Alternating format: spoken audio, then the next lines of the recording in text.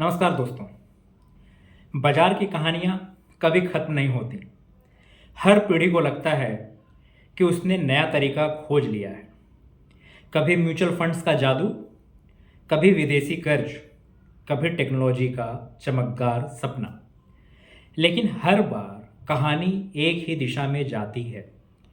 पहले तेजी, फिर भरोसा और आखिर में गिरावट। आज हम देखेंगे कैसे ये नए बुलबुले बने और फूटे भी। पहला बुलबुला फंड्स और स्कीमों का। एक वक्त आया जब निवेशक को लगा कि अगर फंड्स में पैसा डाल दिया जाए तो हमेशा रिटर्न मिलेगा। कंपनियां बार बार नए फंड्स लॉन्च करती, नाम बदलते, स्कीम बदलती, पर असलियत यही रहती। लोग अंधाधुंध निवेश करते हुए शुरुआत में फ़ायदा दिखा, लोगों ने और पैसा डाला। लेकिन जब स्कीमें ढह गईं यानी खत्म हो गईं, तो असली चेहरा सामने आया। निवेशकों का पैसा गायब, कुछ मुट्ठी भर लोग अमीर। सिर्फ नाम बदलने से जादू नहीं हुआ करता, ये बात हमें समझने की ज़रूरत है। दूसरा बुलबुला विदेशी कर्ज का जाल। एक और दौर आया, विदेशी कर्ज।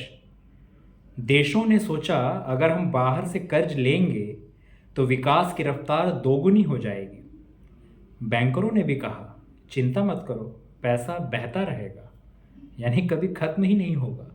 लेकिन हुआ उल्टा।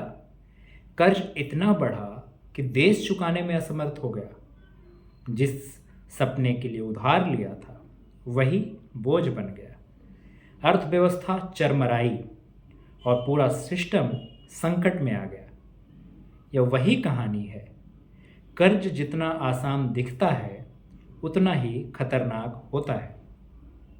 तीसरा बुलबुला 1987 का क्रैश।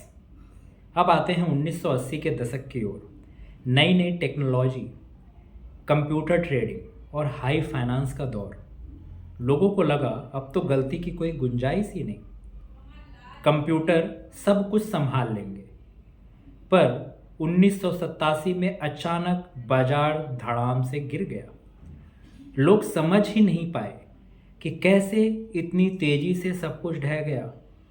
दरअसल कंप्यूटर सिर्फ इंसानों की गलत सोच को और तेजी से लागू कर रहे थे। जैसे ही गिरावट शुरू हुई, मशीनों ने उसे और तेज कर दिया। ये क्रैश बताता है कि तकनीक मदद कर सकती है, लेकिन इंसानी लालच और डर को मिटा नहीं सकती। इन सब चीज़ों से जो बड़ी सीख हम लोगों को सीखनी चाहिए वह है, हर बुलबुले के पीछे एक ही चीज़ होती है, ज़्यादा भरोसा, ज़्यादा लालच और यह सोच कि इस बार सब अलग है। चाहे म्यूचुअल फंड्स हो, विदेशी कर्ज या फिर कंप्यूटर ट्रेडिंग, हर जगह इंसान वही पुरानी गलती दोहराता है और नतीजा वही, पहले चमत्कार फिर विनाश का दौर। तो इस कहानी से हमें क्या निष्कर्ष मिलता है? ये कहानियाँ सिर्फ कहानियाँ नहीं, ये सच्चाई है। इनसे हमें यह सीख मिलती है, बाजार बदल सकता है, तकनीक बदल सकती है, लेकिन इंसानी स्वभाव नहीं बदलता। और जब तक ये स्वभाव वैसा ही रहेगा, बुलबुले बनते रहेंगे और फूटते रहेंगे। ध्यान रखिए। धन्यवाद।